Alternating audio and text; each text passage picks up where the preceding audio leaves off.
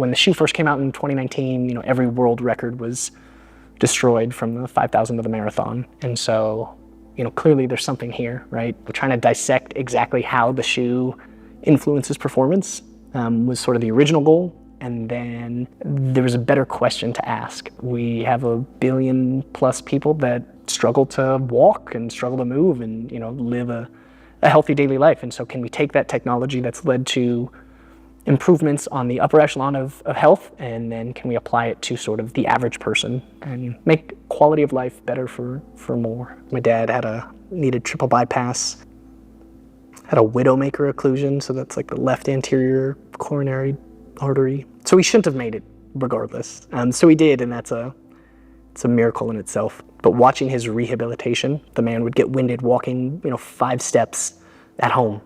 And so you're thinking like, oh, is this going to be his quality of life? And you're confident that if you continue to add a little bit of stress, there's going to be a little bit of adaptation, a little bit more stress, a little bit more adaptation. Like the body is resilient. I think now the question becomes, can we stress the body better?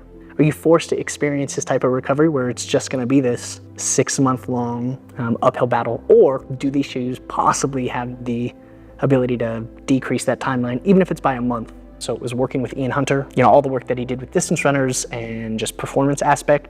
I knew that I wanted to focus in that same vein, so I reached out to him. He had a space. You could ask any faculty or any student. I mean, the man is like the embodiment of just positivity. We went to a conference in Canada, and we were on an escalator, and I asked Dr. Hunter about the difference between, you know, science and religion. In my mind, those two were, and I wasn't a member at the time, but I was like, the two seemed very the opposite. It's just been interesting to work with people who are so good at the hard science and also so strong in their faith. You hope that, you know, when you conduct the research and at the end of the goal, like this is what it will be, but also that this will actually benefit society. And the big question is, so what?